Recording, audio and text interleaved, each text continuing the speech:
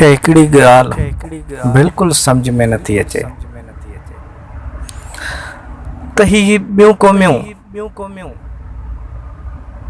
आख़िर असां सिंधी खे छा था सम्झनि। हुननि जी इहा कोशिश आहे ऐं हुननि जो इहो चवणु आहे त इरशाद राजानी हिकु चोर हो, दाड़ेल हो, फुरू हो। अगर हमारे ख्याल मुताबिक यो सही आ त पूरी सिंध जे थाणनि जा केस ॾिसो, अगर इरशाद राजानी ते हिकु केस बि चोर जो दाड़ेले जो साबित थियो त मां इरशाद राजानी आहियां, मूंखे गिरफ़्तार कयो। हिते सिंध जो बच्चो इरशाद राजानी आहे, सिंध जे हर बच्चे खे गिरफ़्तार कयो अगर केस साबित थिए असांजे सिंधी भाउ इरशाद राजानी ते। बाक़ी अगर रहीम शाह पठान ते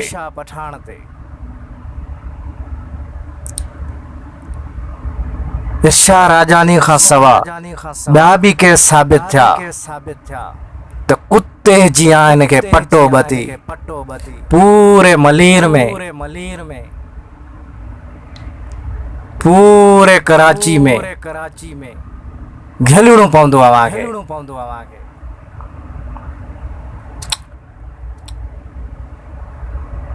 अहिड़े चोर फुरू ऐं माफिया खे हिकु शरीफ़ इंसान था सम्झनि ऐं हिकु क़ौम पुरस्त खे चोर दाड़ेल जा नाला।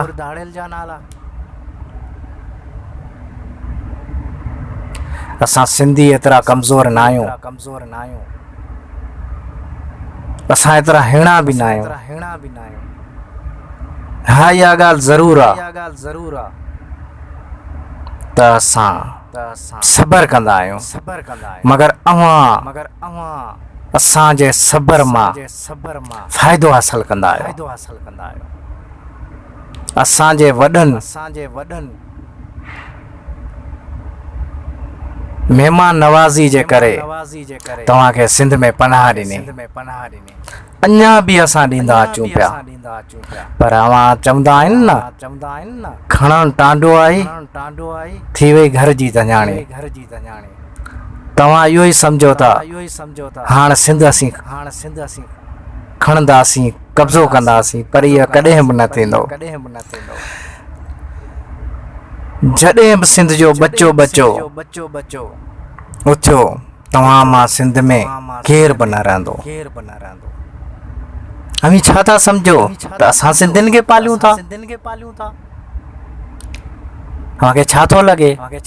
अमी न, पर असीं अव्हां खे पालियूं था सिंध में। अमी दर बदर पंहिंजे ॻोठनि खां, पंहिंजे शहरनि खां, पंहिंजे तालुकनि खां, पंहिंजे ज़िलनि खां, पंहिंजे सूबनि खां दर बदर थी असांजी सिंध में अचो था ऐं तव्हीं पाण खे छा था सम्झो? तव्हीं असांखे पालियो था? अड़े असां कटोरा खणी असां सिंध मंझि अची पिनो था।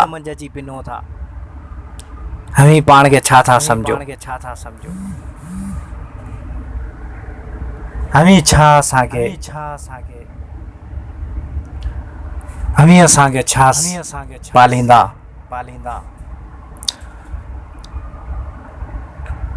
तकलीफ़ थिए थी त अव्हां असांजे शहीद खे ग़लति नालो ॾिनो।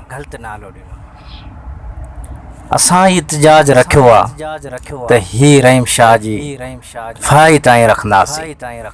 शहीद जे वालिदैन खे, शहीद जे रिश्तेदारनि खे इंसाफ़ ज़रूर ॾियारींदासीं, पर सिर्फ़ इरशाद राजानी न, जेको ज़ुल्म थियो इन ज़ुल्म जे ख़िलाफ़ आवाज़ उथारींदासीं। अव्हां सिंध जो पाणी पीतो,